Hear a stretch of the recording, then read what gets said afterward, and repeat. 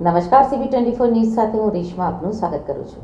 અમદાવાદ શહેરમાં બેફામ બનેલા અસામાજિક તત્વોની શાન ઠેકાણે લાવવા માટે સતત ત્રીજા દિવસે અમદાવાદ શહેર પોલીસે કોમ્બિંગ નાઇટનું શસ્ત્ર ઉગામ્યું છે।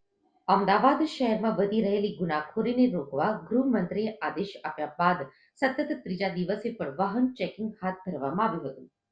સતત ત્રીજા દિવસે ચાલી રહેલા કોમ્બિંગ નાઇટ ઓપરેશનમાં અમદાવાદ શહેરના joint commissioner of police Neeraj Badgujar પણ હાજર રહ્યા હતા।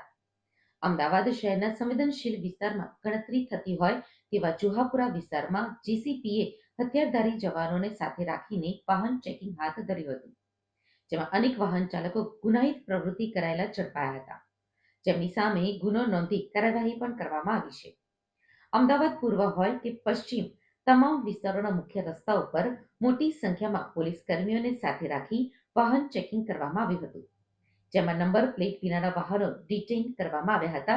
એની સાથે જ લાયસન્સ વિના તેમજ અપૂરતા ડોક્યુમેન્ટ સાથે વાહન ચલાવનાર સામે મોટર વ્હીકલ એક્ટ અંતર્ગત કાર્યવાહી કરવામાં આવી છે। અમદાવાદમાં વધતી ગુનાખોરીને લઈને પોલીસ દ્વારા છેલ્લા કેટલાક દિવસથી શહેરમાં કોમ્બિંગ શરૂ કરવામાં આવ્યું છે। કોમ્બિંગમાં પોલીસના ઉચ્ચ અધિકારીઓથી લઈને કોન્સ્ટેબલ સુધીના કર્મચારીઓ હાજર રહ્યા છે। આ કોમ્બિંગ મોડી સાંજથી શરૂ થાય છે, જે મોડી રાત સુધી ચાલે છે। અમદાવાદ પોલીસ કોમ્બિંગ દરમિયાન મેઘાણી નગર શાહીબાગમાં DCPએ ફૂટ પેટ્રોલિંગ કર્યું હતું અને વાહનોનું ચેકિંગ, શંકાસ્પદ લોકોની પૂછપરછ કરાઈ હતી। સાથે સાથે હિસ્ટ્રી શીટરોના ઘરમાં જઈને પણ તપાસ કરાઈ હતી।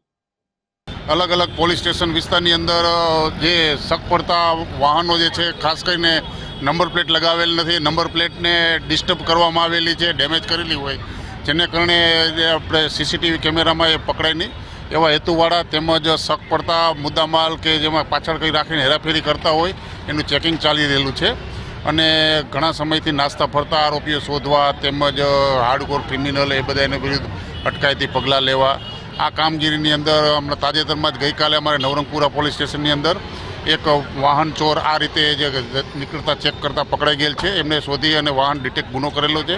આવી જ રીતે જે ચીલ ઝડપથી મોબાઈલના ડિટેક્શનવાળામાં પણ 7 થી 8 મોબાઈલ ચોરને ત્યાં રિવરફ્રન્ટ વેસ્ટમાં પણ પકડી પાડેલ છે। કોમ્બિંગની કામગીરી છે, એમાં આપણે જે પ્રોહિબિશનના બુટલેગરો છે એના ઉપર દારૂના ગુના દાખલ કરવામાં આવી રહ્યા છે। એની સાથે સાથે કેટલાક જે ગુનેગારો છે એની પાસે છરી, ચપ્પા, તલવાર એ મળી રહી છે, એના વિરુદ્ધમાં GP એક્ટ 135ના ગુના દાખલ કરવામાં આવી રહ્યા છે।